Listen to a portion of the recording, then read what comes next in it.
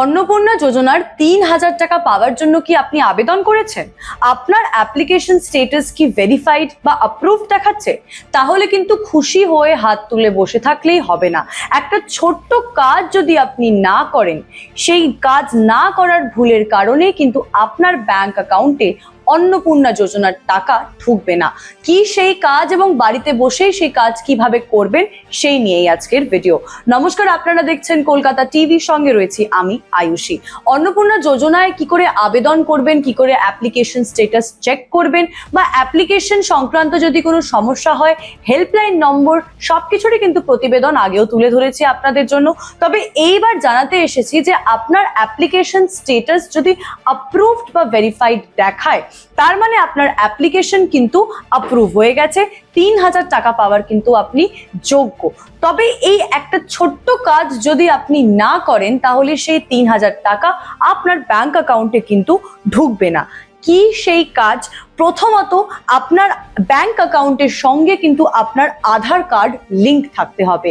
আপনার যে সক্রিয় ব্যাংক অ্যাকাউন্ট রয়েছে, যেখান থেকে আপনি ট্রানজ্যাকশন করেন, তার সাথে কিন্তু আপনার আধার কার্ডের লিংক থাকতেই হবে।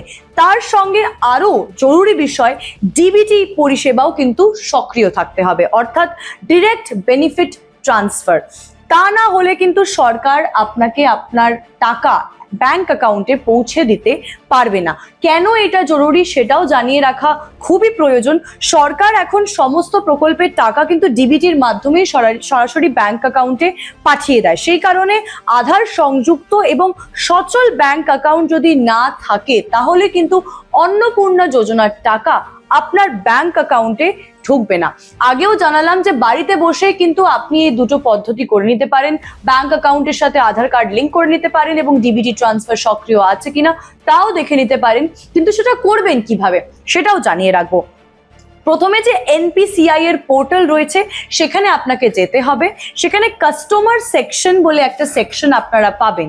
সেই কাস্টমার সেকশনে আপনাদের ক্লিক করতে হবে এবং সেখানে আপনারা দেখতে পারবেন ভারত আধার সিডিং এনাবলার বা BASE বলে একটি অপশন রয়েছে। সেই ভারত আধার সিডিং এনাবলারকে আপনাকে ক্লিক করতে হবে। তারপরে পেয়ে যাবেন আধার ম্যাপ স্ট্যাটাস এবং সেখানে ক্লিক করে কিন্তু আপনার আধার নাম্বার ও ওটিপি দিয়ে ভেরিফাই করে নিতে পারবেন যে আপনার ব্যাংক অ্যাকাউন্টের সঙ্গে আধার কার্ড লিংক রয়েছে কিনা।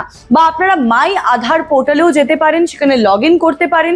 ব্যাংক সিডিং স্ট্যাটাসে অপশনে ক্লিক করেই কিন্তু আপনার স্ট্যাটাস আপনারা এক মুহূর্তেই দেখে নিতে পারেন। আরও একটি পোর্টাল রয়েছে UIDAI পোর্টাল বা আধার অ্যাপ। সেখানে ওটিপি দিয়ে লগ ইন করে ব্যাংক ম্যাপিং স্ট্যাটাস এ ক্লিক করলেই কিন্তু আপনারা নিজেদের আধার কার্ড লিংক রয়েছে কিনা সেটা দেখে নিতে পারেন। অনেকের আধার এখনো পুরনো ব্যাংক অ্যাকাউন্ট বা সক্রিয় ব্যাংক অ্যাকাউন্টের সঙ্গে লিংক নেই। সেক্ষেত্রে কিন্তু নতুন যে তৃতীয় কিস্তির টাকা, অন্নপূর্ণা যোজনা যে তৃতীয় কিস্তির টাকা, সেই টাকা ঢুকতে কিন্তু সমস্যা হতে পারে। অর্থাৎ আপনার যে আবেদন সেটা অনুমোদিত হলেও বা আপনার আবেদন যদি ভেরিফাইড বা অ্যাপ্রুভ হয়ও, এই দুটি জিনিস যদি আপনারা মাথা থেকে বের করে দেন বা আপনার আধার কার্ড যদি আপনার ব্যাংক অ্যাকাউন্টের সঙ্গে লিংক না থাকে বা ডিবিটি সক্রিয় না থাকে, তাহলে কিন্তু অন্নপূর্ণা যোজনার তৃতীয় কিস্তির টাকা আপনারা পাবেন না। বাকি যাদের অ্যাপ্লিকেশন স্ট্যাটাস এখনো আন্ডার ভেরিফিকেশন, তাদের যদি কোনো সমস্যা হয়, তারা অবশ্যই অন্নপূর্ণা যোজনার যে হেল্পলাইন নম্বর রয়েছে, সেই হেল্পলাইন নম্বরে ফোন করে যাচাই করে নিতে পারেন।